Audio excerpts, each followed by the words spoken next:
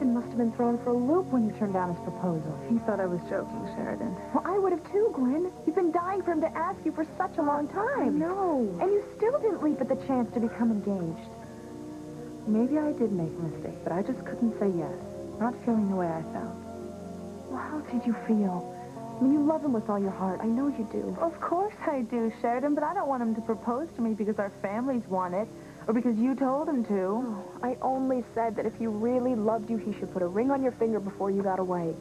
He does love you, Gwen. And I believe that he does. But does his heart leap when I walk into a room? Does he feel lost when I'm not with him? Does he miss me every moment I'm not around? That's what I want, Sheridan. When a man asks me to marry him, that's how I want him to feel. What woman doesn't want that? Am I wishing for the impossible? I don't know. I guess some men find it hard to love too much. They're more vulnerable than we think.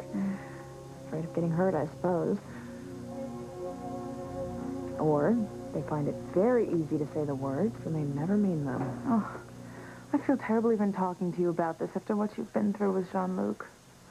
Jean-Luc is a faithless bastard. He's history.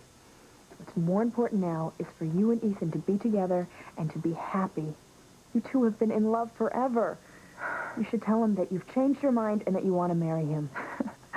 He knows I want to marry him, Sheridan, believe me. But I want him to propose to me because he really wants me, not just because it's expected of him. Well, my nephew's not stupid. He'll propose again. And I'm looking forward to being the bridesmaid of my good friend's wedding. Seeing as it's the only wedding the Cranes will have for a long, long time.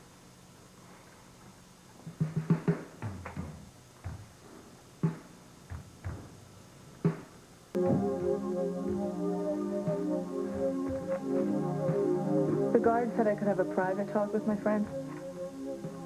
No problem.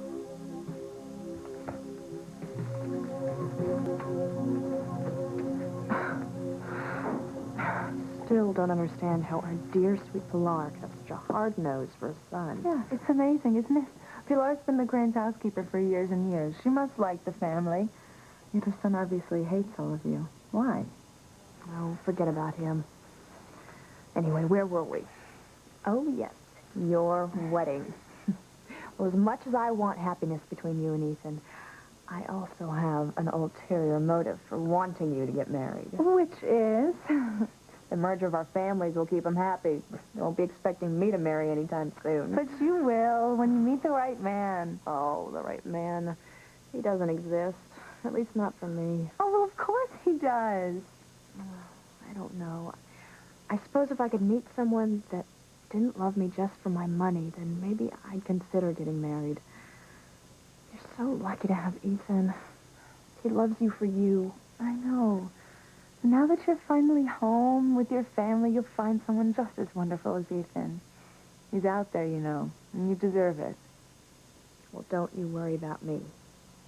You just concentrate on getting Ethan to put that ring on your finger. I think it was a mistake, don't you, my not accepting Ethan's proposal? Gwen, you know that all my relationships have ended in disaster. So I'm not the one to give advice. But if you want my opinion, you should have said yes. You're right, I blew it. I should have put his ring on my finger and never taken it off. I'm sure you'll get another chance. Trust me, Ethan has never even considered the possibility of another woman. How can you be so sure? Because I know Ethan better than anyone. I know what's in his heart. You don't doubt him, do you? Well, no, but sometimes I get the feeling that he's just with me because I'm here, just a habit.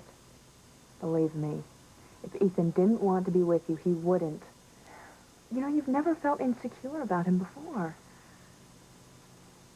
Wait a minute.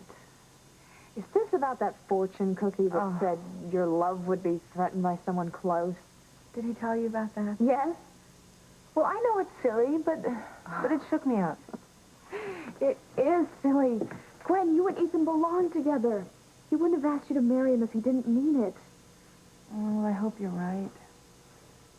Maybe I should act especially loving and sexy tonight, and maybe he'll propose again.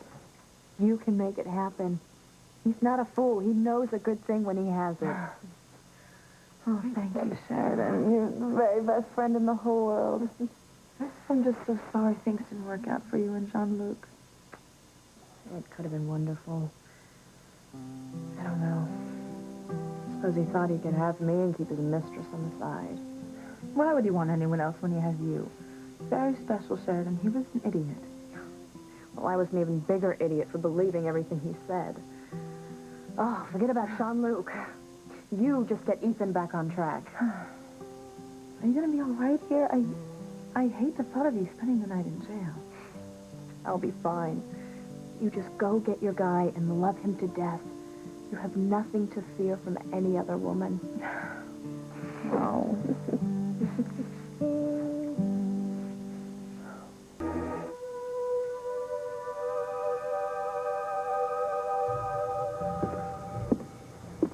Don't fight me, Sheridan. Jean-Luc, let me go! No, I need you for your money and your family. No, I don't love you! It's useless. The one can save you now. You saved my life. Thank you. Do I know him? Have we ever met?